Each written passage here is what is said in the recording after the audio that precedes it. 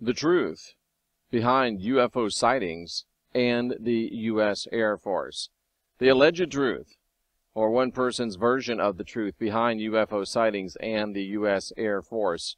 I'm Jeffrey Daugherty, veteran of the U.S. Air Force. Welcome to the Jeff Daugherty Show, Christian Whistleblower NCK YouTube channel. Glad to have you. And we're looking at an article from U.S. News and World Report. Alex Kingsbury from September 16th, 2010. Maybe I'm the only one that missed this, but the author says that, and the author is the author of the story is Alex Kingsbury. He's talking to a man named Mark Pilkington, who is an author, and we're talking about the book that he published. And he is stating that, or asking a question, if UFOs are a mirage conjured up by the Air Force to obscure classified flight projects. Pilkington, he's a British journalist, he's a filmmaker, and he published a book called Mirage Men, An Adventure into Paranoia, Espionage, Psychological Warfare, and UFOs. And it said that he makes a persuasive case that much UFO-ology was started or encouraged by the government trying to conceal Cold War military projects. Now, I know that this probably sounds like bad news and sounds like the sky is falling to a lot of people within the UFO community. But personally, I'm not a huge UFO guy, but I like this. I'm encouraged by this. I like it when our perceptions get challenged. I like it when verifiable data comes out that forces us to rethink and reshape our perceptions. I like it when real facts come out that force us to shift our paradigm and up our game, so to speak. Now, I don't believe that anyone that reads this article that has any connection whatsoever with the genre in which we live and move and have our being is going to say, oh, he's right, there are no UFOs. And I'm not even sure Mr. Pilkington is saying there are no UFOs. But what he is saying is, folks, you got to use your heads. Folks, you got to be careful. Folks, you have to wake up and realize that you're being fed, in some cases, a line of bull, and that you must learn to up your game, up your study, do more, do better, and be much more discerning, and do much more research than you have been doing. Not everything you see in the sky that is shiny is a UFO. Technically, it is an unidentified flying object, but it may not be an extraterrestrial.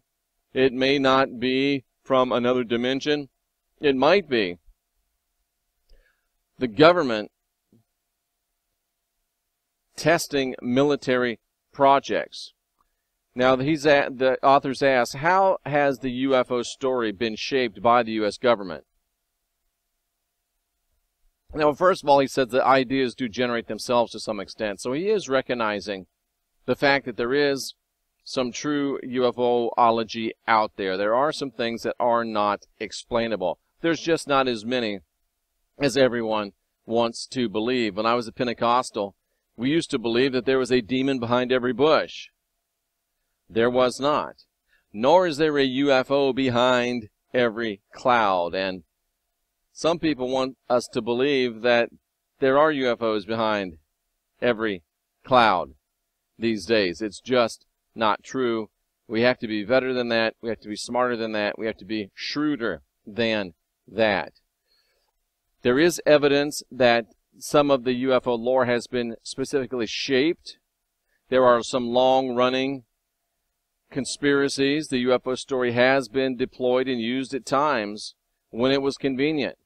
Like when the UFO community was being used to and being shaped by people working for the U.S. Air Force and the intelligence community, putting out ideas like UFOs crashed on U.S. soil, that the U.S. government was harboring and hiding UFO technology, that it's denying citizens the right to know that aliens have come here and visited. All of these things have been deliberately seeded into culture to some extent. Do I believe that UFOs have crashed on U.S. soil? I don't know.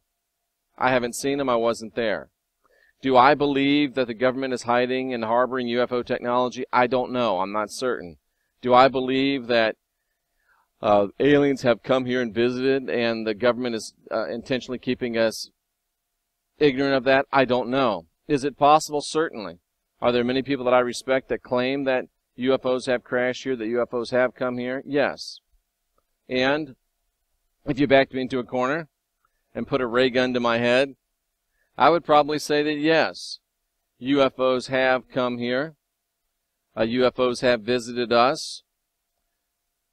Have they crashed on U.S. soil, and are we doing alien autopsies? I don't know about all that, but there's no doubt that the government has and will continue to leverage UFO lore for several reasons, and they're brought out in this article. Number one, cover story for flight testing of experimental and clandestine aircraft.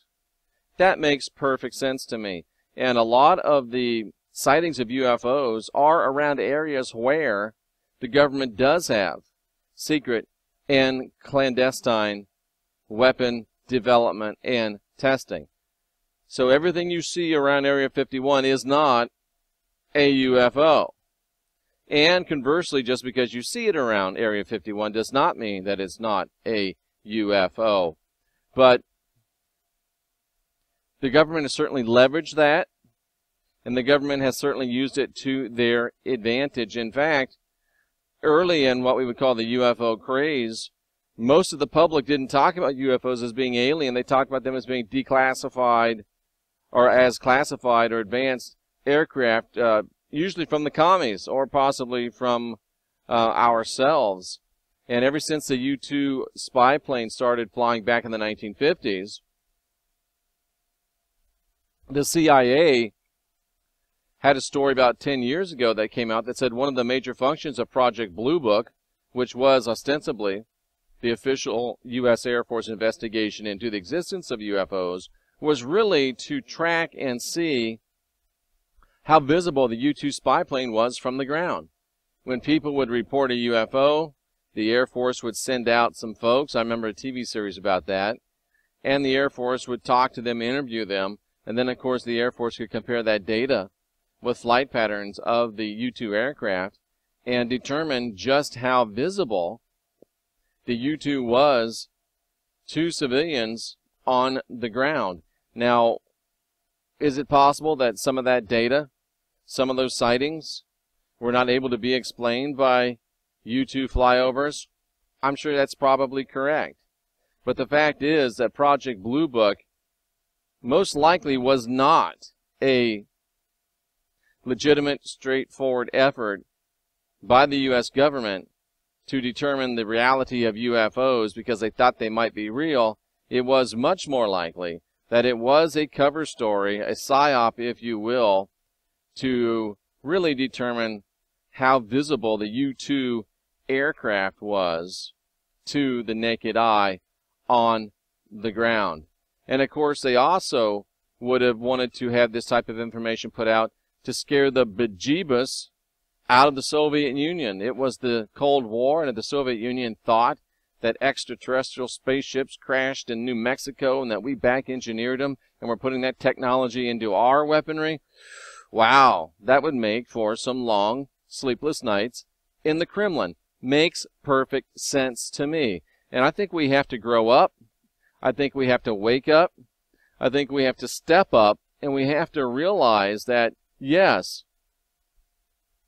it is very possible that we have been duped and our proclivities to want to believe have been leveraged by the government. Now, this one is interesting, the 1952 incident over Washington, D.C., which the footage that we've seen really wasn't real footage. That was generated from a television program.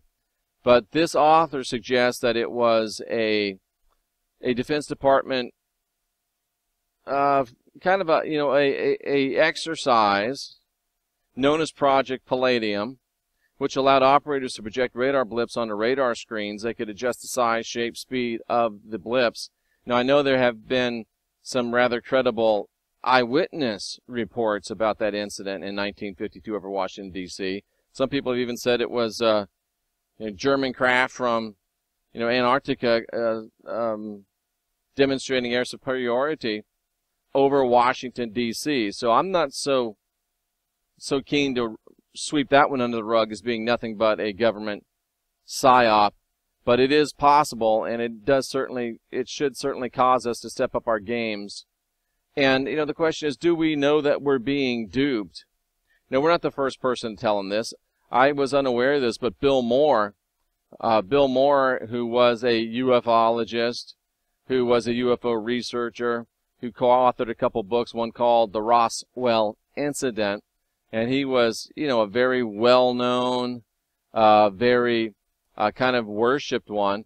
And at a 1989 MUFON conference, and that's, of course, a mutual UFO network, Moore came out and said that he had been engaged in disinformation activities on behalf of the U.S. Air Force OSI, which is the Office of Special Investigations. So what a blow that had to be when one of the pillars of the UFO community came out and said, oh, yeah, I've been working with the government.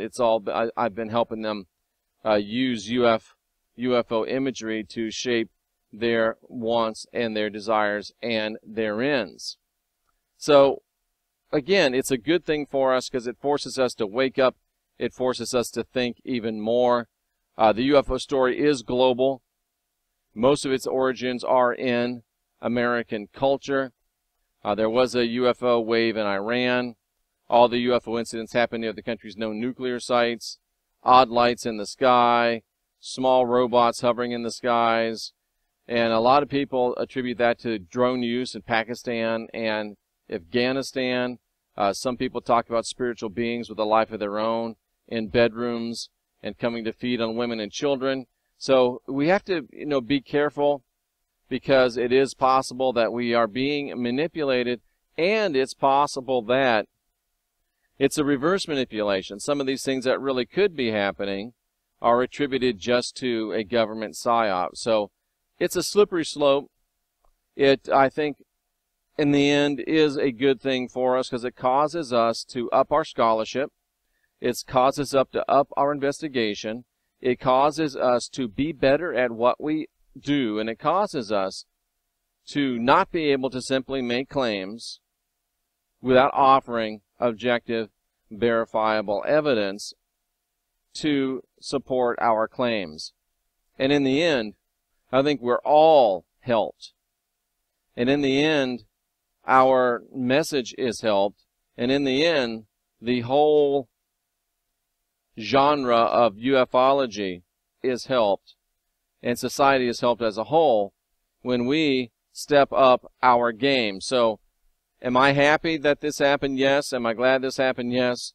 And I think it is a Project Blue Book wake up.